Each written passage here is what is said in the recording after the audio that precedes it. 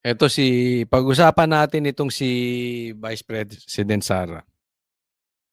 Pinag-iinitan siya parang, pati, kayo na mag-observe kung tama ang ating nakikita na pati ata media,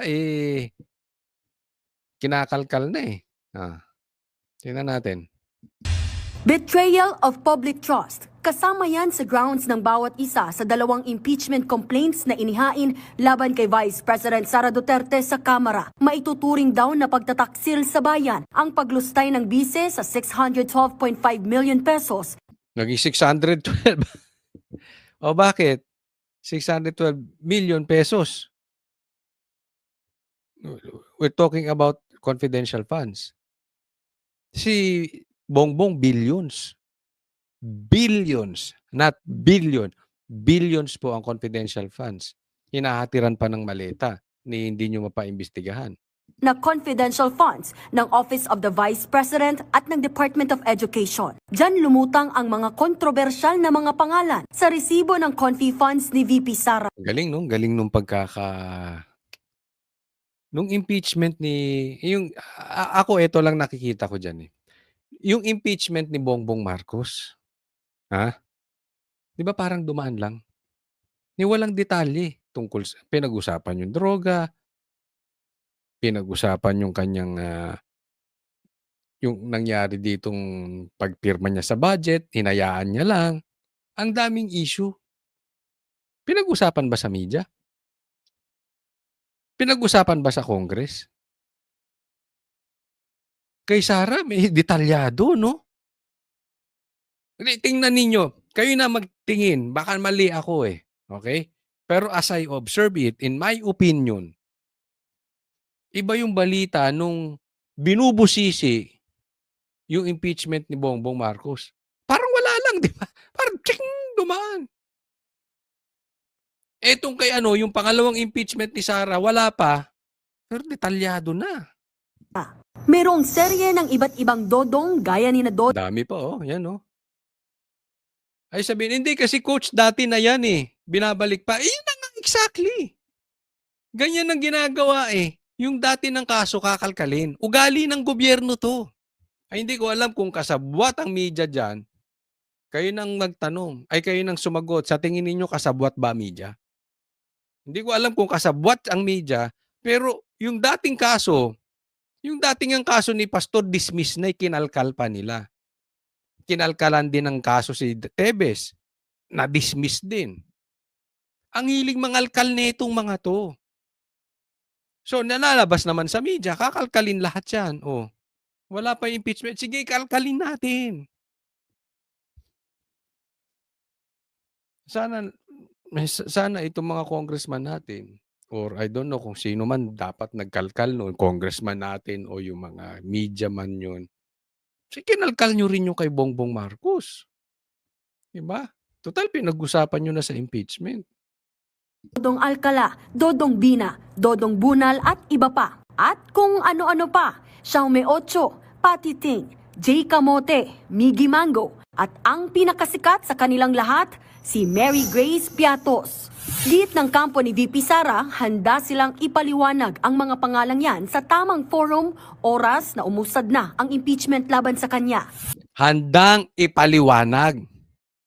Hindi yung sinasabi kasi nila, ipipresenta na daw yung Mary Grace Piatos. Fake news kayo! Kung sino man nagsabi niyan, hindi ko alam. Sinabi ba ng News 5 yan? O kung sino man nagsabi niyan, na ipipresenta na si Mary Grace. Alam nyo kasi bakit? Bawal yun.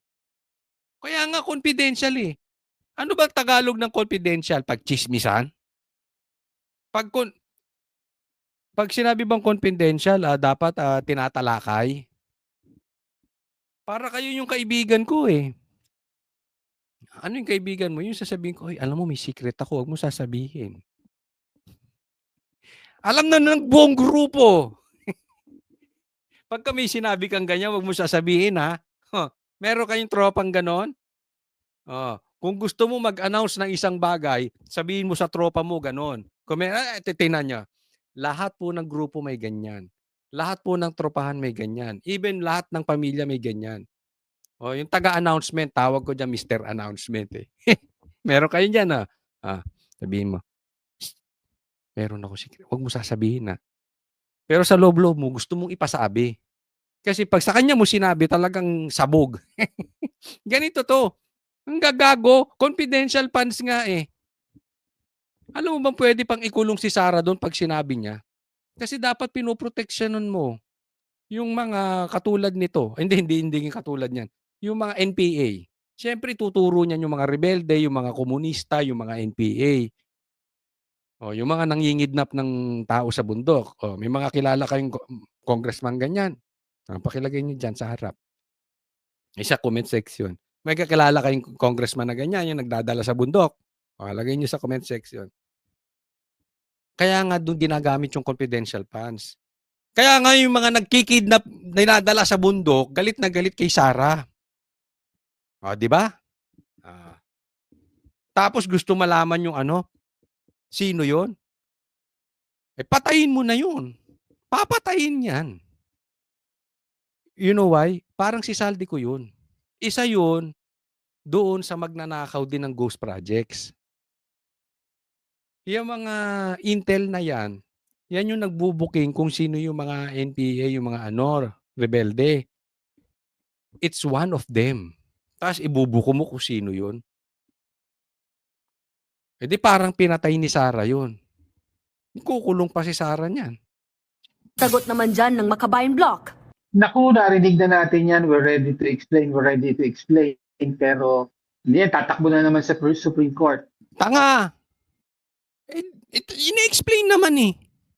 Tanga ka rin talaga. Demanda mo ko, sige. Anong klase kang mambabatas? Hindi ba lagi niyang ine-explain? Ayaw niyong tanggapin yung explanation. Bibigyan kita halimbawa. Pag tinanong mo ko, Coach Solly, bakit galit ka ba doon sa mga nangungumbinsi ng estudyante at dinadala sa bundok para labanan ang gobyerno? Ay sasabihin ko, gago ka ba? Bakit dadalhin mo yung mga anak namin sa bundok? Anong matututunan doon? Mamaya gahasain nyo pa. Example lang, hindi ko sinasabing siya mismo Pero siyempre kung NPA ka, hindi mo tatanggapin yung explanation ko. Hindi ko sinasabing NPA to. I'm just giving you an explanation na meron explanation. I'm just giving you an example pala. Merong explanation na hindi nyo gustong tanggapin. Ayaw nyo tanggapin eh.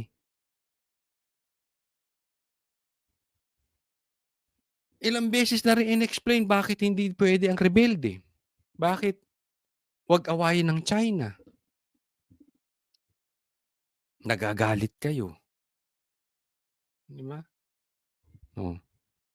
Huwag ka nga magbida-bida. Supreme Court. Don't wait for the impeachment proceedings. Ipaliwanag mo na ngayon. Okay. Tanga ka. Tanga talaga to. Hindi po mura yung tanga. Ibig sabihin ko, stupid o kaya naman ay nagtatanga-tangahan. Alam mo, galit ako sa nagtatanga-tangahan. So, kung nagtatanga-tangahan ka, tawagin na lang kitang tanga.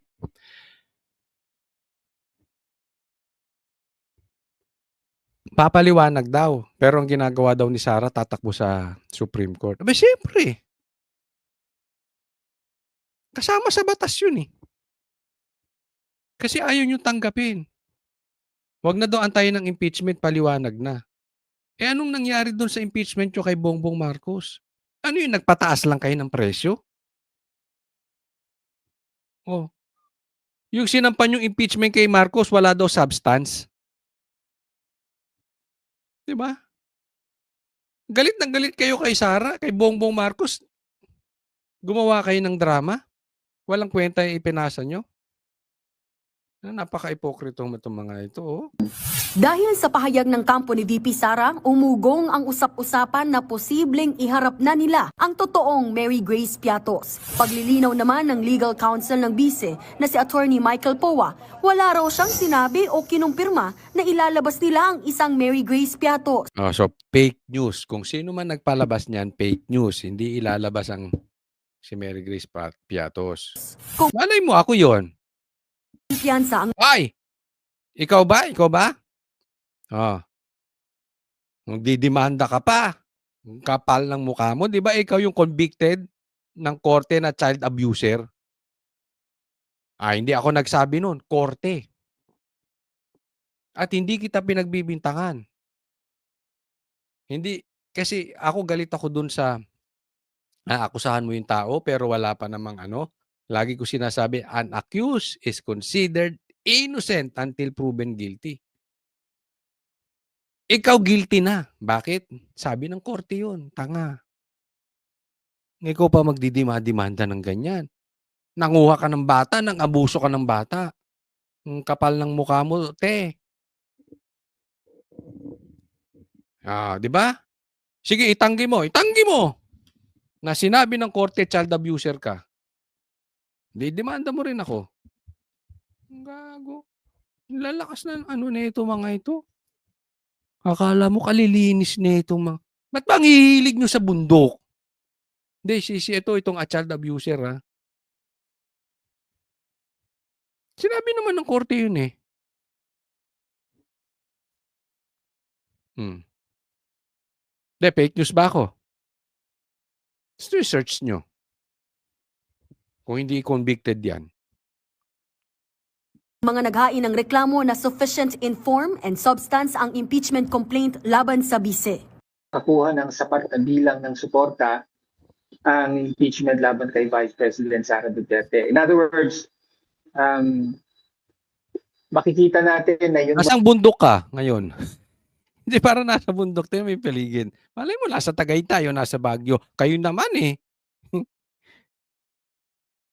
mayorya ay susuporta sa impeachment complaint. Samantala, nakakuha naman ng kumpirmasyon ang News 5 na may ikatlong grupo na maghahain ng impeachment laban kay VP Sara sa Lunes, February 9. Hanggang ngayon naman, hindi pa raw natatanggap ng opisina ni House Speaker Bogie D ang dalawang impeachment complaint na nauna nang inihain. Nagbabalita mula sa Good luck sa inyo. Good luck sa inyo. Ha? Alam nyo ba, hindi nyo napapansin. Dito muna tayo sa ano. Hindi nyo ba napapansin? Medyo tahimik ang minority ngayon. Alam mo yung may ilalim? Tahimik. Di ba? Tapos, itong kabila, itong majority black, itong majority black, tawagin na lang nating tambaluslos black. Ang ingay. Meron pa raw silang palitan, di umano. Patungkol dito kay Lebiste. Sige lang, drama lang kayo. Drama lang kayo. One thing I know, tahimik ang minority. And one thing I know,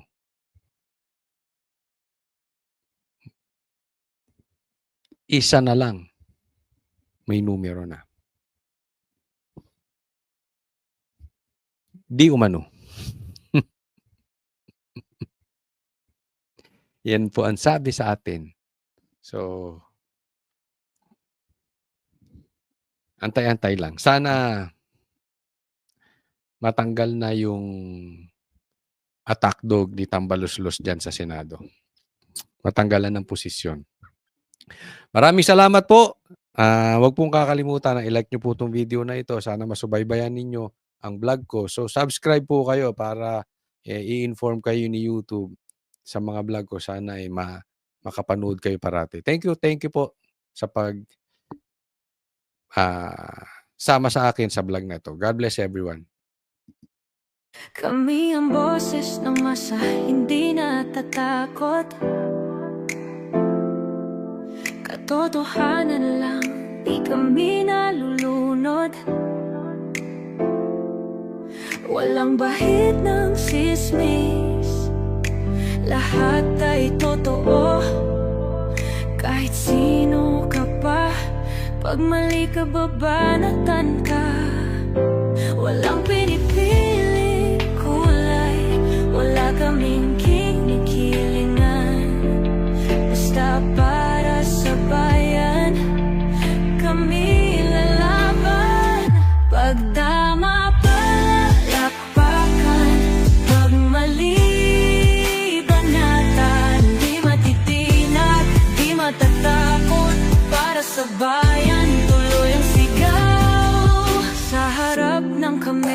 walang halong takot.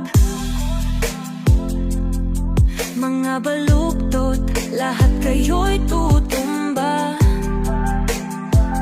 Ang hustisya at totoo